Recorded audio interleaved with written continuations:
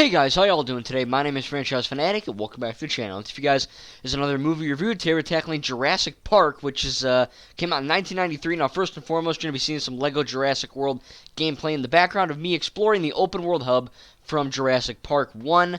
Of course, the movie that I'm reviewing from Isla Nublar. So enjoy that. But the big thing with this is that, yes, it's one of my, first Steven Spielberg films that I saw. I know Indiana Jones and Ready Player One and stuff like that. I saw E.T. when I was a little kid. I don't really remember it. And I did not see Jaws yet. I know, shoot me. But I have a little funny story to tell you if I remember in the end. But we're just going to get right into it because there's a lot I want to talk about. So, first, I guess the whole element of me, I guess, getting into this franchise was this Lego game. And man, what a great game. It's a great game for all ages, such a great open world. But upon replaying, filming the actual open world gameplay you're seeing, and then watching this film, it's freaking crazy how TT Fusion was able to get all this stuff for the game. It's fantastic. But, upon rewatching the film, too, there's a lot of things in this film that look really good. And I first want to talk about the special effects because, man, they're freaking great. This movie kind of pioneered not only practical but also visual effects that we haven't seen before. We've seen practical in a bunch of different movies, man, but when you see the dinosaurs in this film, Velociraptor, and any of the other dinosaurs, T-Rex, what have you, Pteranodon, I think, Pterodon, something like that, Triceratops, the practical side, I mean, they look freaking flawless. I'm watching these shots in these scenes, and they have these animatronic dinosaurs, and that not only is that good for the audience, but it's also good for the actors, because, the two kids, Lex Murphy and Tim, not only are they really good child actors, they're actually really good, And I know I keep saying, oh, Harry Potter's the best, but when Harry, Ron, and Hermione were in those movies, they're really good. Young Anakin and the Phantom Menace is but definitely Lex and Tim are really good at child acting, and they're not like really dumb and stupid, and they're like, they're not bad, they're good, they act like kids, and it's really just testament to the good screenwriting. But I do think that having a physical, practical dinosaur on set for not only the adults, Alan, Ellie, Ian, Hammond, all those, but, the actual kids, Lex and Tim, seeing those real things, they're not acting against a green tennis ball, and they're like, okay, pretend that's a raptor. They're looking at it, and they're like, this is a freaking dinosaur. Like, there's a real T-Rex or a real Triceratops I'm staring at, and it really does help the acting abilities of those children, and, of course, the other actors themselves.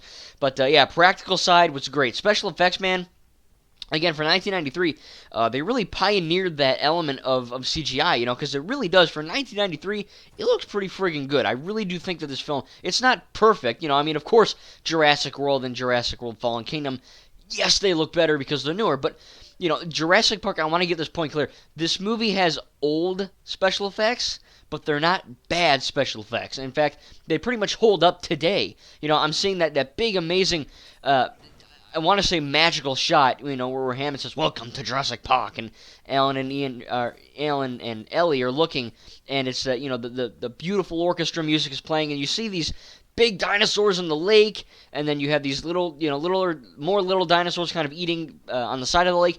And throughout the whole film, the T-Rex scene in the dark when it's raining, even the end with the raptors in the kitchen, all those special effects of the CGI dinosaurs look really good, and it's testament to ILM and what they were able to do for that time. And it really, because you could easily step into this boundary of, it's Jurassic Park, dinosaurs aren't real anymore. They were real, but they're not anymore. So you can easily get into that valley of, this is really silly, because we don't have dinosaurs, that's stupid. But it never goes into silly or stupid territory. It always goes into this line of not necessarily horror, but terror, These people go to this island, and they get effed up hard, man. They go through hell, and by the time they're out of it, there's this reflection scene, and they're all looking at each other like, damn, we just survived this, That's pretty crazy. And the stuff that happens to them, it's just, look, the special effects help, and the acting is great. I think that my only issue, I'll get to the negatives in a minute, but I have one problem with the acting. But for the most part, the acting was really good. I don't really have a problem with it. I think it was really well handled, really, really good. It makes it a very believable circumstance. They're not acting. This is not some kind of cheesy slog fest where like, oh, here's a dinosaur, and it's just like because they know it's a toy animatronic. Their acting really does sell that this is a real living, breathing creature, and that's the biggest thing that they could do, because they're not real. If this was a deer and it was like, effing Deer Park or, Mouse Park, it would be easier because those things exist. But humans have never really, I don't even think, interacted with a dinosaur before in real life, if my history serves correct, or my Bible history. But I do think that it's really neat how they kind of handled that element of, it's not real now, but we're still doing a good job. So acting, pretty good across the board. Again, I'm going to have an issue there in a little bit. But writing, the screenwrite is, of course, half written by, I think, Michael Crichton, who wrote the book. I have the first 2 books. I didn't read them yet. Might have to soon. But I've effing had him in my bedroom for God knows how long. But he half wrote the script, him and some other guy, David Coep or something like that, Coep, and they did a good job. I think another issue I have with, just to get to it now, the screenwriting, I do think there's a few lines, and they write these scenes that, when you're in terror or when your adrenaline's pumping because a goddamn T-Rex is chasing, you're not thinking straight. There's a scene where Robert Muldoon's like telling Ellie, go run to the shed, and Ellie kind of like F's and she books it, she hits a log, and then she kind of like smacks the log with her hand and jumps over it. And at first I thought that was a little bit cheesy, and that kind of goes with Ellie as a whole, but I do think that, when your adrenaline's pumping, she's hitting the log, she's like, damn it, she hits the log, she jumps over, that kind of thing.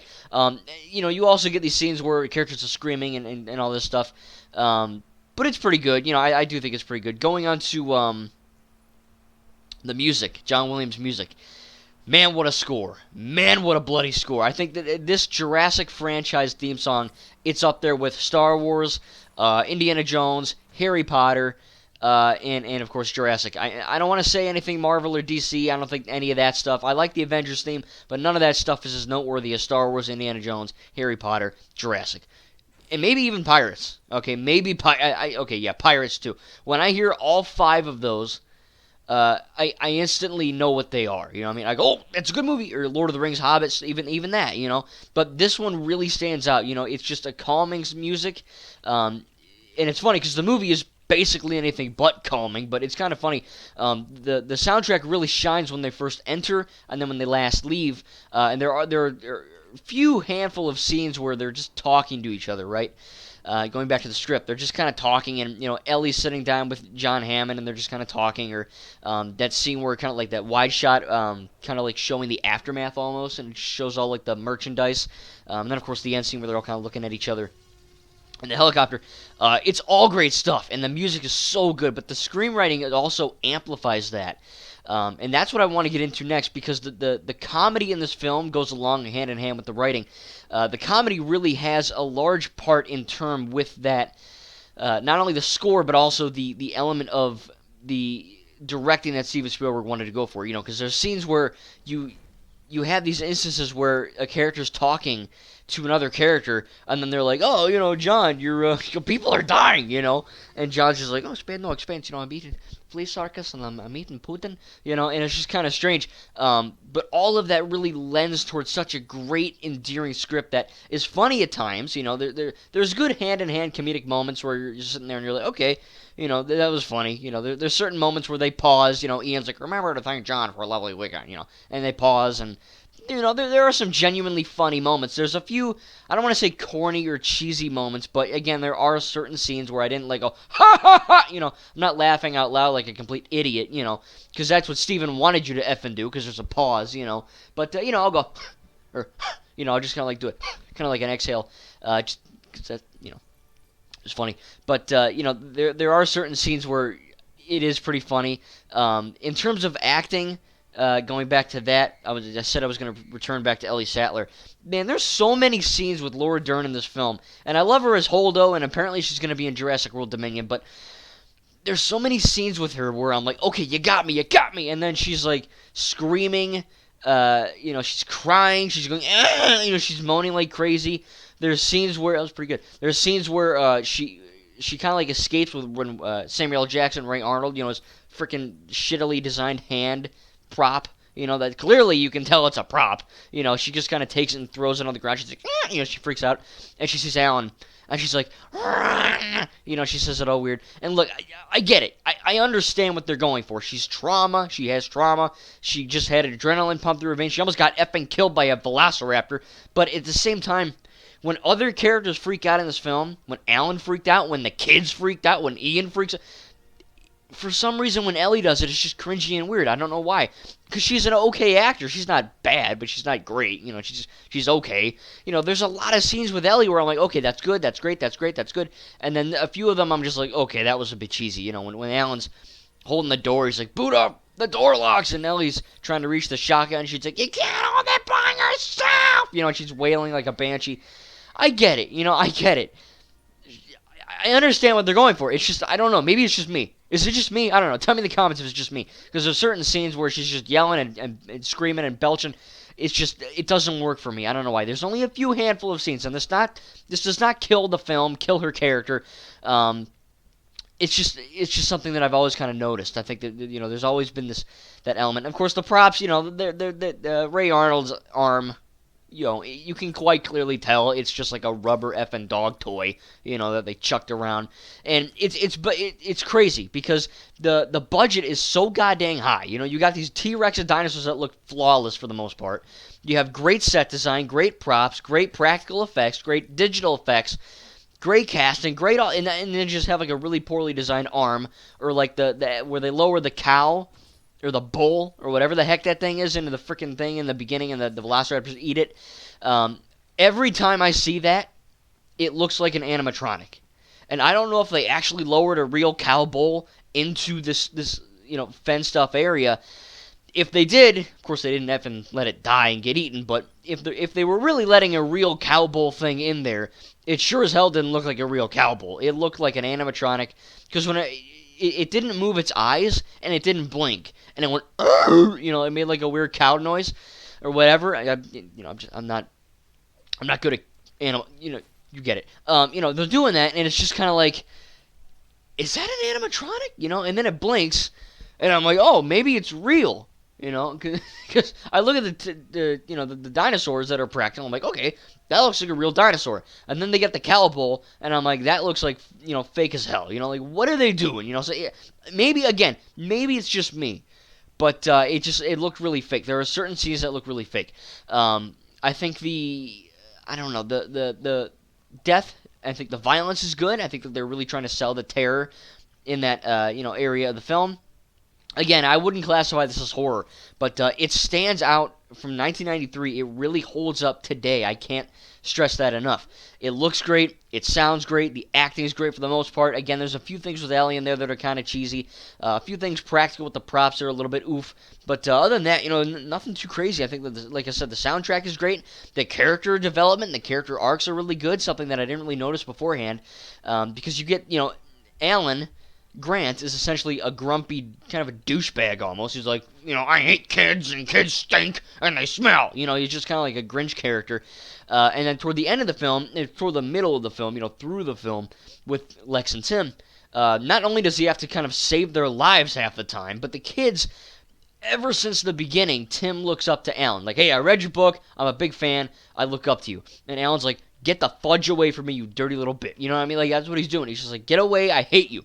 And then toward the end of the movie, when they're, doing that reflection scene and he's in the helicopter with him and they're kind of resting on his shoulders, you really kind of get that sense that they're like, okay, Alan, that's his arc. He starts the movie kind of grumpy, doesn't like kids for some reason because they smell. And then in the end, he doesn't do like a full 360 where he's like, I love kids, but he does get that element where he's kind of sitting in the airplane and he's like, maybe they're not too bad, And I do think that's a good. It's not the best character arc in cinema, but it's good because you don't expect Jurassic Park to have deep especially the first one. You don't expect it to have a deep character arcs for these different characters. You just expect dinosaur action, But what you get is good character arcs. Ellie Sattler, she kind of Laura Dern kind of plays Ellie, kind of like.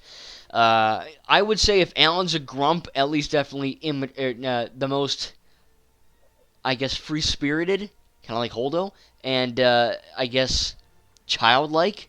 And I don't mean immature and stupid. I mean like full of wonder and imagination. And I hope we all have that. But, imagination and wonder, all that shite. I think that when she's in that zone. There's a few scenes where she's kind of reading the map, and Alan turns her head. She's like, "What?" She sees the thing. Or there's scenes where like Ian is clearly hitting on her, and she doesn't pick that up because she's just so in tune with what he's trying to tell her. And she's like, "Hey, Alan, look at what Ian's showing me." It's that imaginative wonder that she has that really makes her character shine. And I didn't really pick up on that too many times. And I've seen this movie. I know this movie like the back of my hand.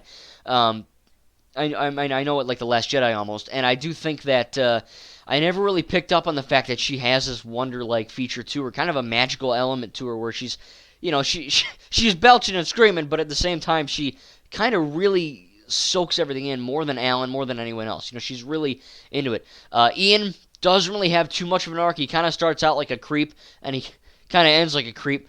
We kind of see more of that character arc in the second one, which I'll be reviewing soon, but I do think that there's certain elements where you're watching it, and you can tell, I guess his character arc would be he's kind of nervous, and he's kind of, I don't want to say mentally challenged, but he's definitely kind of embarrassed to be around women, to be around other people, because Ian's the stereotypical nerd. He's like, oh, well, chaos theory, chaos.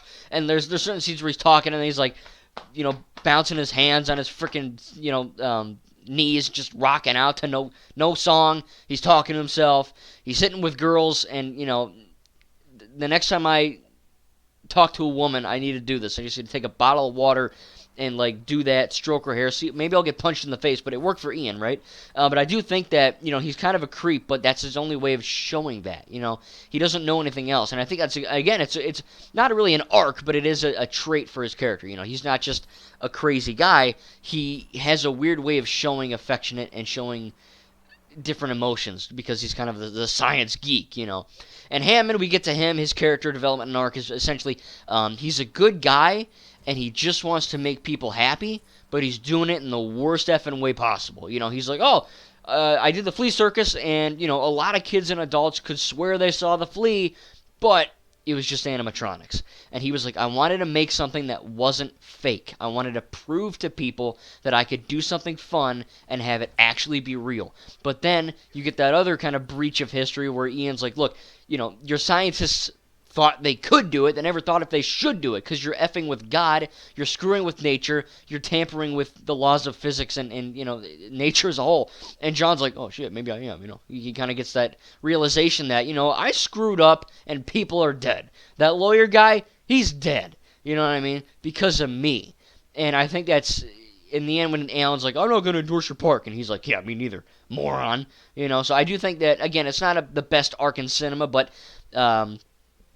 for what people could immediately think of as a silly dinosaur terror action B movie, which it isn't, having those character development and character arcs in that film was really freaking cool, and I really enjoyed that about it. So again, everything really kind of comes together to make a great film.